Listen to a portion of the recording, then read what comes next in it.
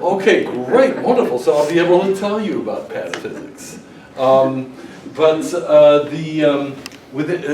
Without getting into in depth, I'm just basically going to introduce the Pataphysical slot machine, which,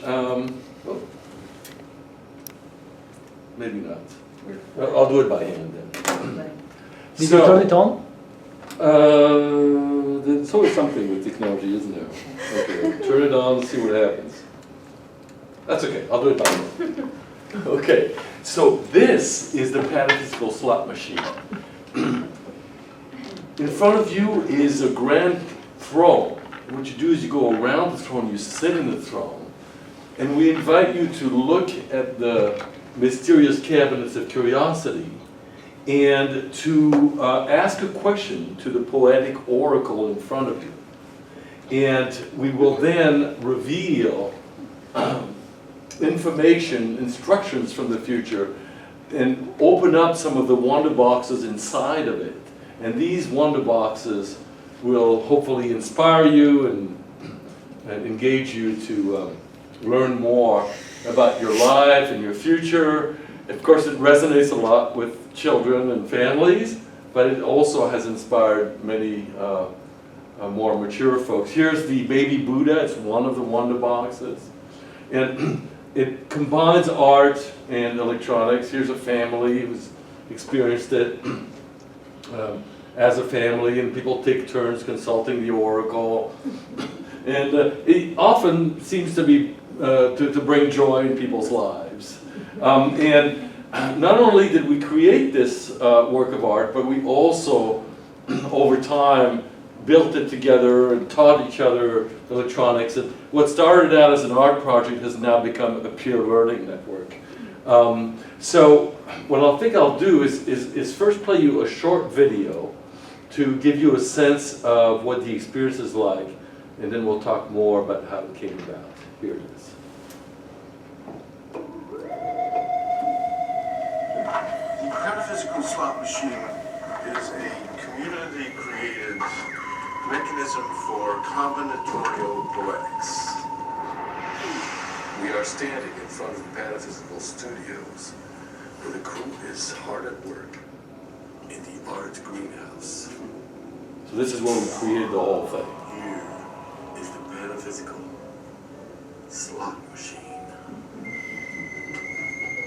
And when you're ready, click the red button for instructions from the future. Bit Abby Mub Bill and Mom. That is cool.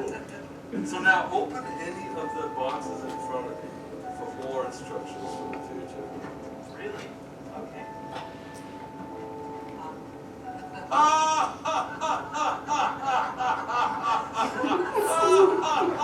This is the ha-ha box.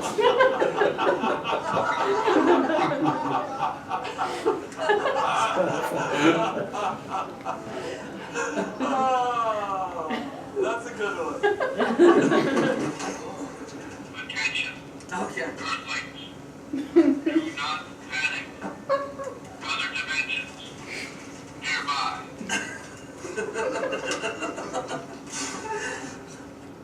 Oh my goodness. Wow. Get more. Attention.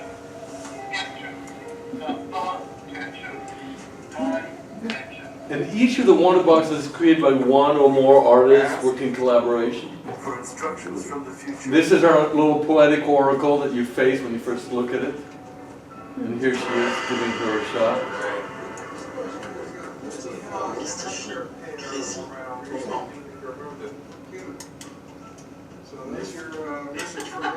Mystify crazy human. However I want to interpret that.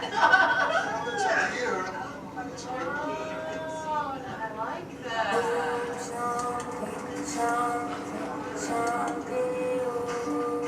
It goes with mystify crazy human. It does. It was intended to be like that. Alright, so, oops. Let's open another box. No, that's not what I This is meant. the actual space Where are we? First performance of UBO in Paris. Okay. So basically, you get a sense of how it works. You get all these different boxes. You've got this little character who sort of gives you these words of advice, and you've got all these artists who created this. So this is Stephanie Levine, and she created one of these boxes, the lock box. We've got Jean Balti, who's known as Dr. Figurine, and her daughter Natalie, known as Dr. Kennard, and together they created the X-ray skull. They didn't know anything about electronics before, but picked it up and combined their artistic sensibility to make it happen. And again, so you can see what all these boxes look like when you open them up. And so we created this almost like a little advent calendar. So it starts with just a big mystery, but you get to open them up and get a sense of it. So all this started in the backyard of my friend Howard Reingold, who some of you may know. He's written many books about virtual community and smart mobs, and in his later life he's become more of an artist and a mad scientist, as this picture demonstrates. And it all started out 5 years ago, where we said, well, why don't we get together on Saturday afternoons and do art together? And so we came up with this idea of doing, working off cabinets of curiosity, the Wunderkammer, and from that sketch came a prototype, and Freddie Hahn, also known as Dr. Really, joined us, and we had no idea what we were building, but over time it started, gelling a little bit. And here's an example of the process of what our Saturday afternoons are like in the Pataphysical studio. It's very informal, it's not structured, and a lot of folks just come in, and I have no idea how this commercial came. But I'm sure it's good for art. And it's a great feeling. Saturdays are just really important to us because it's a time when we go in and sort of forget our worries and from daily life, and it's almost like an escape valve, and where we give each other license to play and be kids again. And also combining art and science, as you can see with all these little computers here. None of us knew much about electronics except for this guy in the back, Donald Day, who taught us a lot of the basics. And then we all became experts at something different. And I became an expert at motors, someone else was an expert at sounds, and so we hold little mini classes and workshops, and we teach each other whatever we came up with. And so that was a really interesting aspect of this whole thing, is it's more than just an art piece, it's really a learning network. And it's a place where you can just goof off and just be playful. Now, some of the inspirations for this art project came from this man, Alfred Jarry. At the turn of the 19th century, he created a revolution in modern theater. In 1896, he premiered a play called Uburoi, which started with merde, with the word shit in French, and caused riots in the streets of Paris. Never before had they took theater very seriously as a classical art form. How dare he start using scatological expressions and just basically throw away all of the rules. And so this is an example of one of the first performances of Uburoi. I'll play you just a few seconds of, just to give you a sense of what that's like. A more modern version. Vive le roi! Vive le Pérou!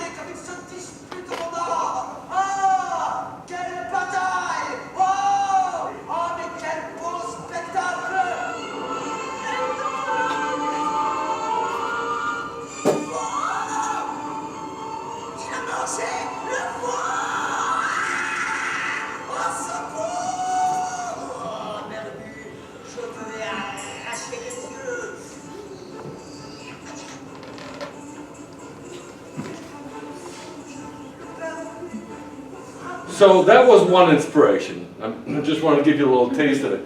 And pataphysics is the science of imaginary solutions. And again, he basically created this entire discipline, which, as he used to say that pataphysics is to physics what metaphysics is to physics itself. And essentially just created all sorts of rules, and this science is very difficult to define, but there is a book that you can look at, which is very worthwhile, a useless guide. But in many ways, pataphysics influenced the Dada movement, influenced surrealism, and many of these innovations are now part of what we take for granted in modern culture.